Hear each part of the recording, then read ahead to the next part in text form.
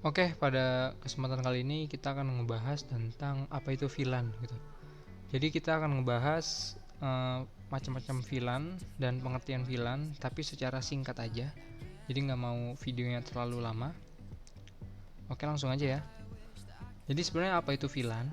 Jadi VLAN itu adalah sebuah fitur di mana nanti fitur tersebut memisahkan jaringan fisik yang ada menjadi beberapa jaringan logis. Mungkin kalau teman-teman kurang paham kata logis ini, ibaratnya itu logis itu kayak jaringan virtual. Kita akan membuat interface virtualnya seperti itu sederhananya. Contoh ya, di sini ada dua gambar. Kalau misalnya kita nggak pakai VLAN, ada satu router, maka kita akan membutuhkan tiga buah switch untuk membagi tiga buah jaringan. Tapi kalau misalnya kita menggunakan VLAN, kita hanya perlu satu switch, di mana nanti switch tersebut akan membagi jaringan lagi. Secara fisik, secara gambar, bahkan kalian bisa lihat sendiri lebih efektif menggunakan switch yang ada VLAN-nya gitu.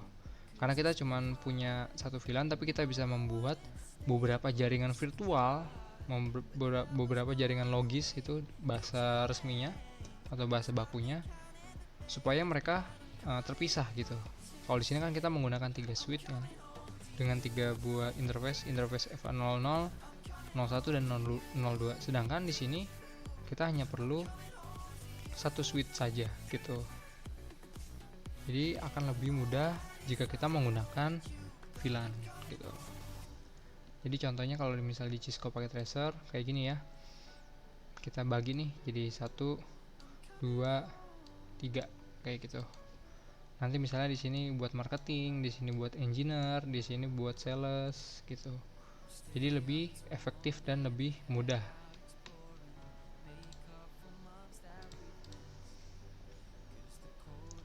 Lanjut, nah keuntungan dari VLAN itu apa sih? Yang pertama itu udah pasti tentang efisiensi perangkat. Jadi kalau misalnya kita lihat di video, maksudnya di slide yang sebelumnya, jika kita tanpa VLAN kita menggunakan tiga buah perangkat. Tapi kalau misalnya kita menggunakan VLAN, kita hanya cukup satu perangkat saja. Ibaratnya itu kayak tiga perangkat sama dengan satu perangkat. Ya memang sih kalau misalnya dari segi harga, switch yang bisa ada fitur VLAN-nya itu agak mahal gitu. Tapi dia juga menawarkan fitur-fitur yang banyak gitu. Ada VLAN, Ether channel dan lain sebagainya. Termasuk juga memberikan fitur keamanan yang lebih baik karena hanya user yang memiliki VLAN ID sama aja yang bisa saling terhubung. Misalnya ada VLAN 10 sama 10 itu bisa terhubung. Tapi kalau misalnya ada VLAN 10 sama 11 atau 10 sama 3 itu tidak bisa terhubung. Itu salah satu juga yang termasuk dengan fitur keamanan. Di manakah VLAN berada gitu? Jadi VLAN itu nggak cuman ada di switch ya, VLAN itu juga ada di router. Tetapi kalau di switch ini ada dua jenis switch, yaitu namanya switch managed dan unmanaged. Bedanya apa? Kalau switch managed ini, kalau dari katanya aja manajemen ya. Jadi switch ini mempunyai fitur banyak gitu. Salah satunya itu dapat dikonfigurasi. Jadi ada VLAN, ada Ether channel, ada STP, ada VTP, jadi banyak. Fitur-fitur yang ditawarkan itu banyak. Terus harganya memang relatif lebih mahal. Kalau misalnya switch unmanaged ini tidak dapat dikonfigurasi, jadi dia cuma colok terus pakai. Sedangkan kalau di switch managed ini kita bisa colok terus kita config dulu, baru kita bisa pakai. Tapi bisa juga sih kita nggak harus config. Tapi kelebihan dari switch managed ini kan bisa melakukan konfigurasi sesuai dengan fitur yang kita butuhkan. Nah, kalau kita lihat harga Cisco ini harganya mahal ya, 11 juta. Sedangkan kalau misalnya suite biasa ya 1 sampai 3 juta itu sudah termasuk paling bagus gitu. Memang harganya relatif lebih mahal karena banyak fitur yang ditawarkan. Di perbedaannya seperti itu. Sekarang kita ngebahas jenis-jenis VLAN. Oh iya, sebelum itu kita contohkan dulu di Cisco Packet Tracer. Bedanya kalau misalnya kita switch unmanaged itu nggak bisa dikonfigurasi apa-apa lagi. Jadi cuma buat dicolok terus dikirim deh paket datanya. Sedangkan kalau misalnya kita pakai switch managed, Nah, itu di sini ada config, kita bisa melakukan config di setiap interface yang ada di suite. Kita bisa ngasih interface FA0/1 ini sebagai VLAN dan seluruh interface yang ada di suite tersebut. Kita bisa konfigurasi dengan CLI juga. Tuh, kayak gitu. Bedanya sangat jelas ya, pasti. Lalu VLAN-VLAN itu juga mempunyai jenis-jenisnya. Menurut Cisco, VLAN itu dibagi menjadi 5 jenis. Yaitu ada VLAN default. Nah, kalau VLAN default ini VLAN yang sudah berada sejak awal adanya suite gitu.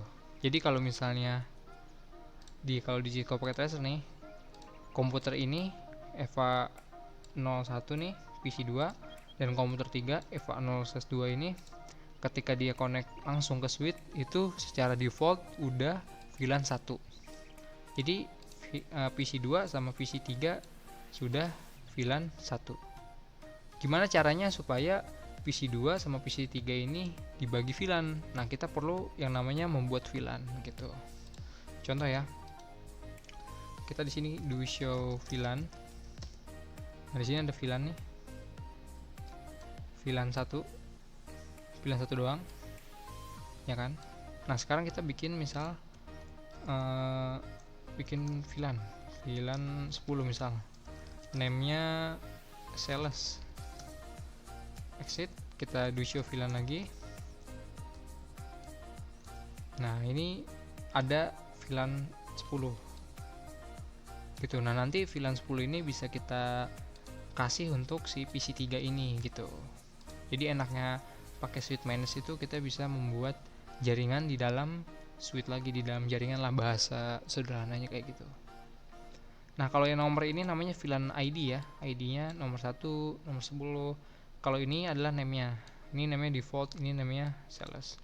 Dan kalau VLAN 1 ini nggak bisa dihapus ya. Kalau VLAN buatan nih kayak VLAN 10 itu bisa dihapus. Itu VLAN default. Lalu ada yang namanya VLAN data. VLAN data ini dikonfigurasikan untuk membawa traffic yang diperlukan untuk traffic tertentu, biasanya digunakan oleh user. Nah, itu kayak VLAN 10, VLAN 20. Jika dia digunakan untuk berkomunikasi, nah itu namanya VLAN data. Lalu ada VLAN natif. VLAN natif ini biasanya untuk port trunk atau 802.1 key. Jadi trunk ini udah dibahas sebelumnya di video lab Cisco Packet Tracer, nanti kalian bisa lihat aja di situ. Di situ saya jelaskan secara singkat juga biar kalian paham. Lalu juga ada namanya VLAN management. Nah, VLAN management ini digunakan untuk melewatkan paket untuk melakukan remote kepada switch kalau nggak router. Biasanya untuk remote itu menggunakan telnet atau SSH. Jadi kalau misalnya nih kita mau meremote switch ini nih, ya kan? Yang namanya meremote kan kita perlu yang namanya IP address. Nah, VLAN-nya itu kan nanti dikasih IP address supaya dari PC ini bisa melakukan remote ke sini. Nah, VLAN yang sudah diberikan IP address itu termasuk VLAN management seperti itu. Lalu ada VLAN voice. VLAN voice ini biasa digunakan untuk keperluan data-data yang memiliki prioritas tinggi. Jadi kalau VLAN voice ini biasanya digunakan untuk VoIP. Jadi ada perangkat Cisco namanya VoIP Cisco nih. Jadi misalnya kita punya kantor nih, kita bisa bikin jaringan telepon kita sendiri supaya setiap ruangan bisa terhubung satu sama lain. Nah, itu ada untuk komunikasinya mereka menggunakan VLAN voice gitu. Nah, lalu VLAN itu adanya di layer OSI berapa sih? Nah, kalau secara default itu VLAN itu berada di data link layer atau layer 2. Dan VLAN itu memiliki protokol IEEE 802 one key atau biasa kita sebut dengan .1 key. VLAN sendiri itu secara default kan layer 2, tapi dia juga bisa bekerja di layer 3 dengan syarat dia melakukan hal-hal yang di layer 3 gitu. Contoh sederhananya itu ada hubungan antara VLAN menggunakan subnet IP address, jadi gitu. Jadi contoh kalau misalnya kita lihat slide pertama nih, misal nih nanti VLAN engineer kan IP-nya sekian, dia pengen terhubung dengan VLAN marketing. Nah, nanti kan pasti VLAN tersebut kan dikasih IP kan, supaya mereka bisa saling terhubung. Nah, aktivitas itu menempatkan VLAN itu berada di layer 3 seperti itu. Oh oke, udah. Segitu aja penjelasannya, pemahamannya. Mudah-mudahan kalian paham dan mengerti sekilas tentang VLAN itu. Nanti kalau misalnya ada yang kurang bisa ditanyakan, kalau misalnya ada yang salah bisa dikoreksi. Baik, terima kasih, semoga bermanfaat.